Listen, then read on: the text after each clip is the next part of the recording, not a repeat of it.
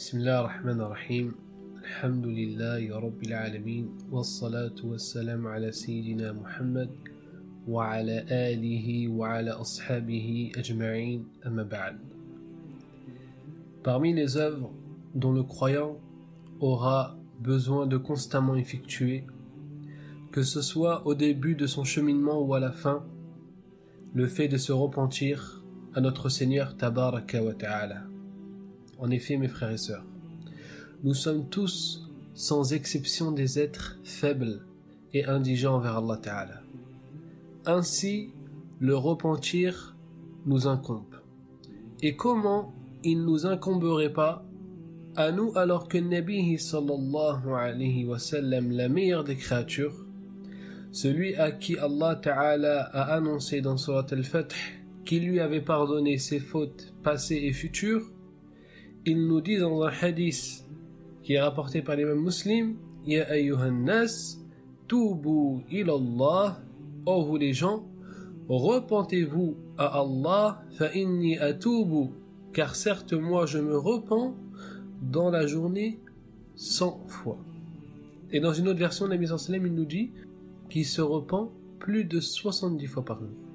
Alors si Nabi sallallahu alayhi wa sallam, celui qui craint le plus Allah Ta'ala, celui à qui Allah Ta'ala a annoncé qu'il lui avait pardonné ses fautes passées et futures, lui par jour se repentait 100 fois, alors que dire de nous?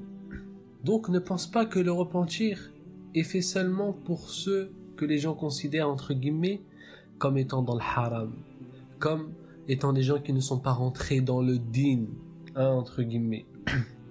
Non, le repentir, il t'incombe à toi, à moi et à tout croyant et toute croyante. Alors certains pourront te dire peut-être: non mais mon frère, non mais ma sœur, tu es jeune, profite, puis quand tu arriveras à la quarantaine, quand tu commenceras à vieillir, tu reviendras vers Allah subhanahu wa ta'ala. Alors wallahi, sache qu'il y a une chose où les musulmans, ou les non-musulmans, ou toute catégorie est d'accord sur cette chose, c'est que tu vas mourir. Et que certes cette mort-là ne t'a pas accordé de délai. Certes, comme tu le sais, l'ange de la mort n'est pas venu te voir et t'a dit: oh, cher serviteur, tu vas mourir à telle date. Non, tu sais alors que tu vas mourir et que tu ne connais pas ta date, donc tu dois te préparer à chaque instant. Allah Ta'ala il dit quoi? Ya ayyuhalladhina amanu, ô vous qui avez cru, anfiqu mimma razaqnakum, dépensez de ce qu'on vous a attribué, min qabli an ya'tiya ahadakumul maut, avant que vienne à l'un d'entre vous la mort, fayaqula rabbi lawla akhartani ila ajalin qarib fa asaddaqa wa akuna min as-salihin. Oh mon Seigneur, si seulement tu me retardais un petit délai, je dépenserai pour toi et je ferai certes parmi les pieux. Allah il lui répond quoi? وَلَنْ يُؤَخِّرُ اللَّهُ نَفْسًا إِذَا جَاءَ أَجَلُهَا وَاللَّهُ خَبِيرٌ بِمَا تَعْمَلُونَ. Allah Ta'ala il dit quoi? Il dit: et Allah ne retarde pas une âme lorsque son délai est arrivé. Et Allah est parfaitement connaisseur de ce que vous faites. Donc tu ne sais pas alors quand tu vas mourir. Et wallahi, sache mon frère qu'Allah Ta'ala, lorsqu'il t'enverra l'ange de la mort, il ne te retardera pas comme je viens de réciter. C'est sa parole. Il te dit que Allah Ta'ala ne retarde jamais le délai d'une âme. Donc, dès lors que tu as saisi qu'il se peut que ta mort est dans quelques heures, peut-être dans quelques jours, peut-être dans quelques minutes, tu te dois d'être prêt à rencontrer Allah Ta'ala à chaque instant. Et ainsi, tu ne dois pas retarder le repentir. Tu veux rencontrer Allah Ta'ala en mourant d'une mort où ton âme était considérée parmi les ingrats? Chaque jour, tu vivais par les bienfaits d'Allah. Tu mangeais, tu buvais, tu t'habillais, tu utilisais ces mains qu'Allah Ta'ala t'avait octroyées, ses pieds, ce corps tout entier, ton existence même, c'est qu'un bienfait d'Allah Ta'ala. Alors tu veux le rencontrer sans avoir été reconnaissant? Non, je pense pas. Alors dès maintenant, mets cette intention de revenir vers lui et wallahi ne désespère pas de ton cas. Ne te dis pas non mais moi wallahi je fais que des catastrophes. Je fais que des péchés tout le temps. C'est sûr que moi au moins je vais passer une partie en enfer. Non, ne dis pas ça. Ne dis pas ça parce que Allah Ta'ala nous dit que c'est seulement les mécréants qui désespèrent de la miséricorde d'Allah. Quant aux croyants, ils ne doivent pas désespérer de la miséricorde d'Allah. Allah dit قُلْ يَا عِبَادِيَ الَّذِينَ أَسْرَفُوا عَلَى أَنفُسِهِمْ لَا تَقْنَطُوا مِنْ رَحْمَةِ اللَّهِ إِنَّ اللَّهَ يَغْفِرُ الذُّنُوبَ جَمِيعًا إِنَّهُ هُوَ الْغَفُورُ الرَّحِيمُ. Dis, ô vous mes serviteurs, qui avez commis des excès à votre propre détriment, ne désespérez pas de la miséricorde d'Allah, car certes Allah il pardonne tous les péchés, oui c'est lui, le tout miséricordieux, le très grand pardonneur. Allah Ta'ala, même si tu t'es fait du mal, même si tu t'es causé une tonne de péchés, Allah Ta'ala te dit quoi? Dis, oh vous mes serviteurs. Il t'a pas appelé, oh vous les pécheurs, oh vous les transgresseurs, non. Il a dit quoi? Dit, oh vous mes serviteurs. Ne désespérez pas de la miséricorde d'Allah. Il parle à qui Allah? À ceux qui se sont commis du tort à eux-mêmes. Alors regarde comment Allah Ta'ala il t'appelle. Et il a été rapporté de Nabi sallallahu alayhi wa sallam que Allah Ta'ala il dit dans un hadith Qudusi, Ya ibn Adam, innaka ma da'awtani wa rajawtani ghafartu. Il dit quoi? Allah Ta'ala il dit, ô fils de Adam, tant que tu m'invoques et que tu as espoir en moi, je te pardonne. Ce qu'il y a en toi et n'en tiens pas compte.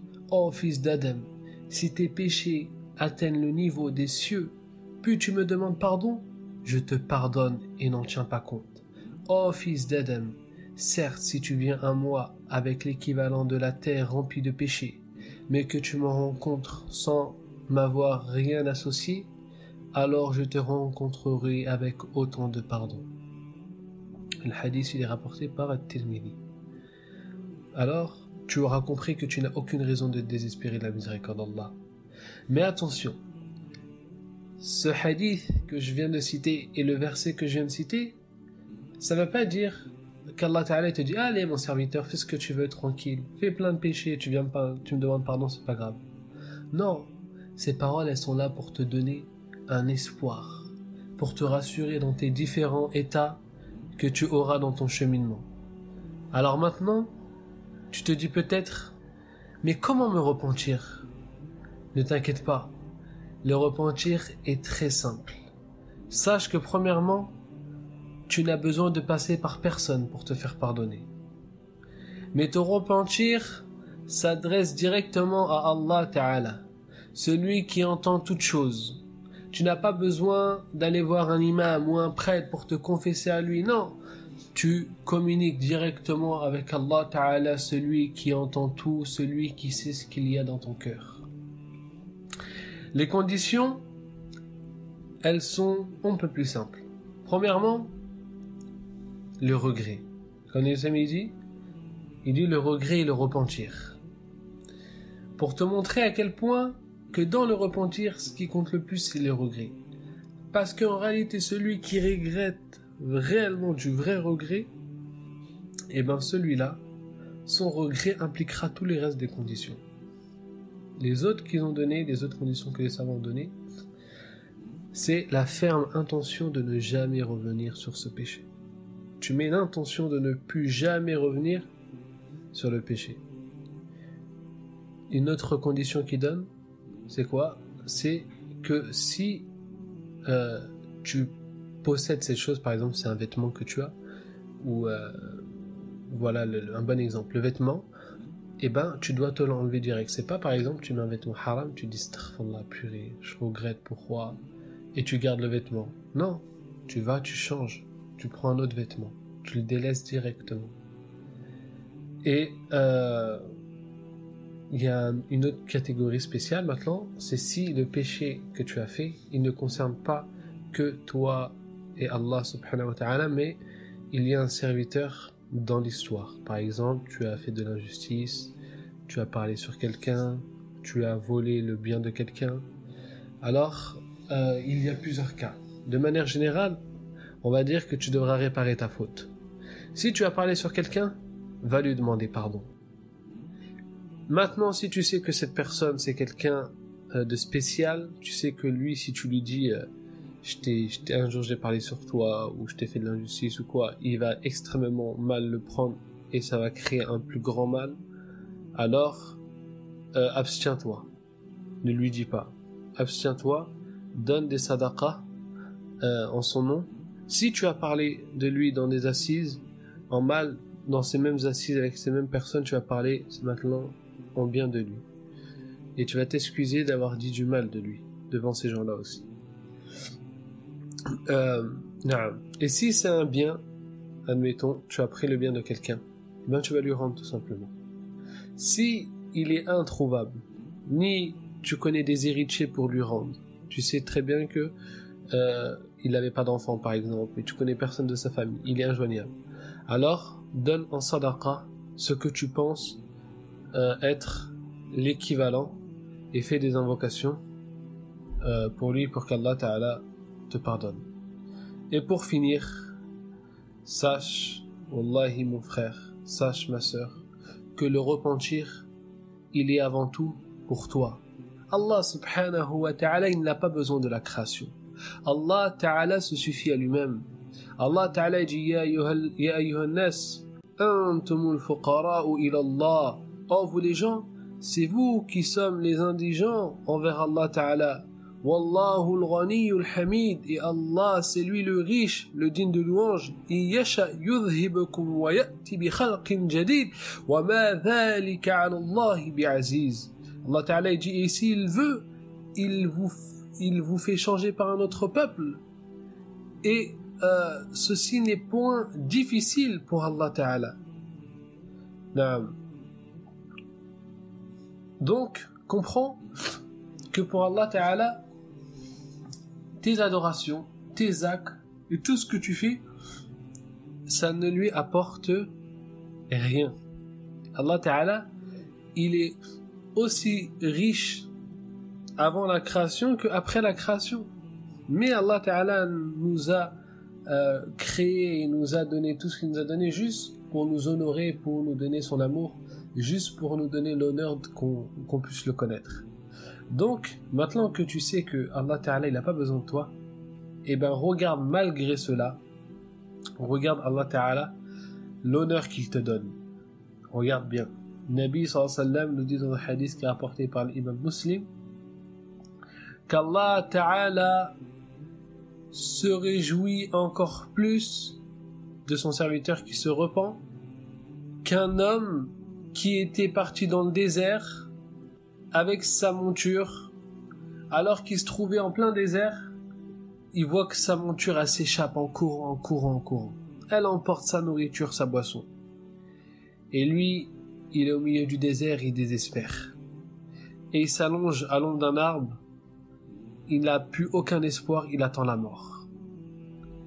Et d'un coup, sa monture, alors qu'il avait perdu tout espoir, elle revient vers lui.